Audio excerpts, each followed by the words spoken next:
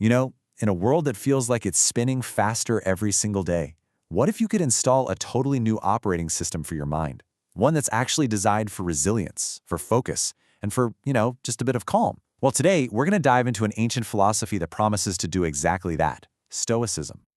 But first, let me just ask you this. Have you ever had one of those days, or maybe one of those weeks, where you just feel completely swamped? Like everything is coming at you all at once? Yeah, I think we've all been there. I mean, it starts the second we open our eyes, right? The pings, the buzzes, the emails, the DMs. Our attention is just shattered into a million pieces, constantly being pulled in every direction by this nonstop stream of digital noise. And then you've got the news. Oh man, the news. It's just this relentless 24/7 cycle of crises and anxieties being beamed straight into our brains. It really can make the weight of the entire world feel like it's sitting squarely on your shoulders. And if all that external stuff wasn't enough, there's the internal pressure cooker. That constant, nagging voice telling us to do more, to be better, to achieve more. It's this messy mix of our own dreams and what we think everyone else expects from us. And wow, it can be absolutely exhausting. So yeah, this is what we're up against every single day. We can call it the noise of modern life. It's this constant hum of stress and distraction that can leave us feeling totally reactive and, honestly, a little out of control. But what if I told you there's an answer to all this? And no, it's not some new app or a trendy life hack. It's a philosophy that's over 2,000 years old, one that's been battle-tested by emperors, artists, and leaders through some of the most difficult times in human history. That ancient wisdom, of course, is Stoicism. And please, don't think of this as some dusty old philosophy for a history class. Think of it more like a practical, actionable user's manual for living a better, more peaceful life, starting right now. One of the most famous Stoics, the Roman Emperor Marcus Aurelius, he just nailed it when he said, "Very little is needed to make a happy life. It is all within yourself, in your way of thinking."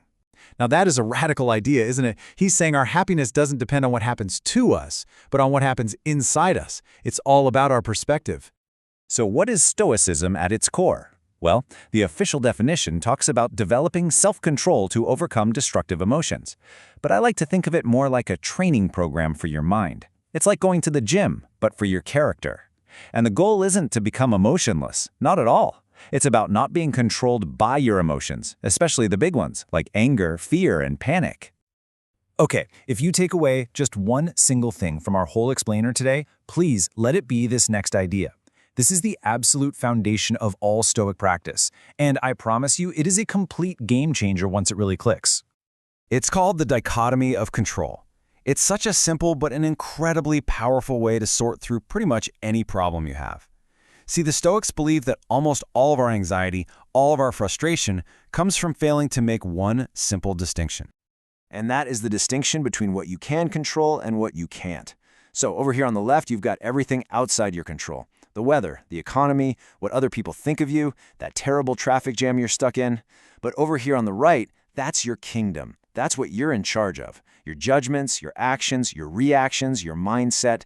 The entire practice of Stoicism is about pouring 100% of your energy into that right-hand column and learning to accept the things in the left. That's it. That is where you find peace. Okay, so that's the big idea. We get it. But how do we actually do it in the real world?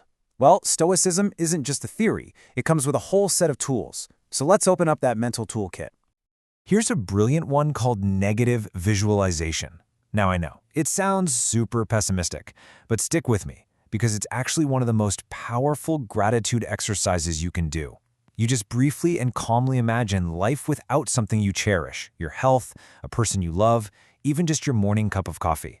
And when you come back to the present moment, you're flooded with this profound appreciation for what you have, right here, right now.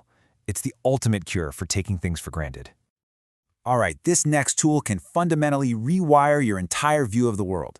The Stoics believe that any obstacle, any setback, any challenge you face isn't just something bad to get through. No, it's an opportunity to practice a virtue, like patience, or creativity, or courage.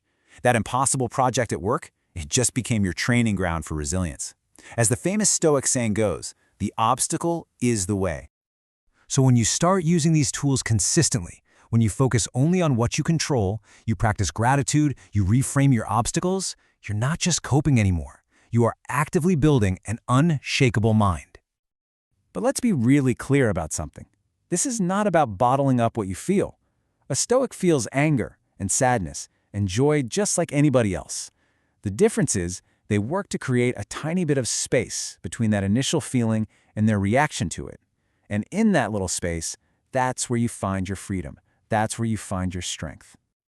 So, to wrap this all up, what are the big takeaways from this ancient operating system? First, be ruthless about focusing your time and energy only on what's actually within your power. Second, make it a daily habit to practice gratitude for what you already have.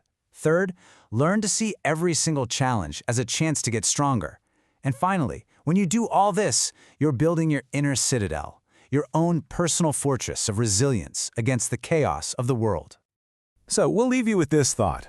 You now have the basic toolkit that has guided some of the greatest leaders in history through unbelievable adversity. The real question is, what are you going to do with it?